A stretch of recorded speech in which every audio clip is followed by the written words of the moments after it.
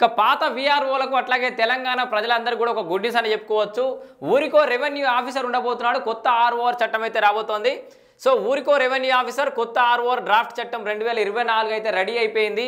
So ఈ assembly సమావేశాల్లోనే ఆమోదానికి chance అని చెప్పేసి కూడా ఒక వార్త చూడొచ్చు మనం. పాత వీఆర్ఓలకు కొత్త జాబ్ చార్ట్, 18 రకాలకు పైగా డ్యూటీలు, 12,000కు పైగా రెవెన్యూ అధికారుల నియామకానికి కసరత్తు. సో 12,000కు పైగా కొత్త ఉద్యోగాలు, అంటే 12,000కు పైగా రెవెన్యూ అధికారులను నియమించబోతున్నారు. అంటే ప్రతి ఊరికొక రెవెన్యూ అధికారి ఉండబోతున్నాడు. సో ఈ అసెంబ్లీ సమావేశాలన్నీ ఆమోదించే ఛాన్స్ అయితే ఉందట. పాత వీఆర్ఓలకు కొత్త జాబ్ చార్ట్, పాత వీఆర్ఓలకు ఒక జాబ్ చార్ట్ ఇస్తారు. ఏ రకాల పనులు ఉంటాయి, ఎవరికి నచ్చినట్టుగా ఏ డ్యూటీలో ఎక్కచ్చని. సగం మంది పాత వీఆర్ఓలకే ఛాన్స్, సగం మందికి పాత వీఆర్ఓలకు ఛాన్స్ ఇస్తారట. మిగతా సగం మంది డైరెక్ట్ రిక్రూట్మెంట్. సో గెట్టు పంచాయతీలకు చెక్ పెట్టేలా సర్వే విభాగం బలోపేతం. సో గెట్టు పంచాయతీలకు సర్వే పెట్టడానికి సర్వే విభాగం బలోపేతం అంట. పాత వీఆర్ఓల నుంచే 1000 మంది సర్వేయాలను తీసుకోవాలని నిర్ణయం. అర్థమైందా?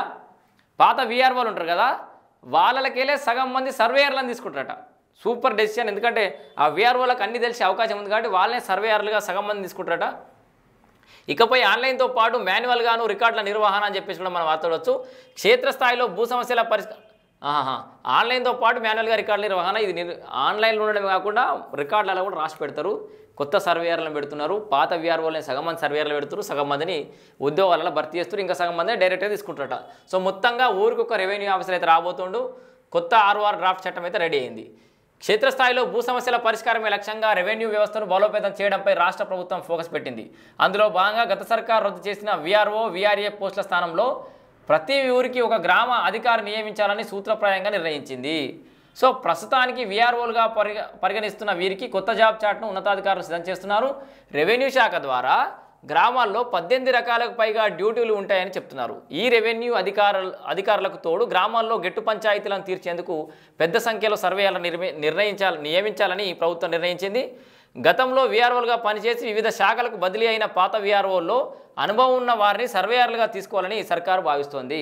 సో రాష్ట్ర వ్యాప్తంగా 12,000కు పైగా గ్రామాలు ఉండగా ప్రతి గ్రామానికి ఒక అధికారి చొప్పున కొత్తగా 12,000 రెవెన్యూ ఆఫీసర్లను నియమించనున్నారు. సో మొత్తంగా ఈ రెవెన్యూ ఆఫీసర్లను అయితే నియమించబోతున్నారు. ఇది పాత వీఆర్ఓలకు అట్లాగే కొత్తగా జాబ్లు ఎక్స్పెక్టేషన్లో కూడా గుడ్ న్యూస్. సగం మందికి 12,000 కనీసం 5-6 వేల మంది అనుభవం ఉన్న ఉన్నా ఇంకో 5-6 వేలు డైరెక్ట్ రిక్రూట్మెంట్ ద్వారా తీసుకోబోతోంది ప్రభుత్వం. సో ఇది వార్త.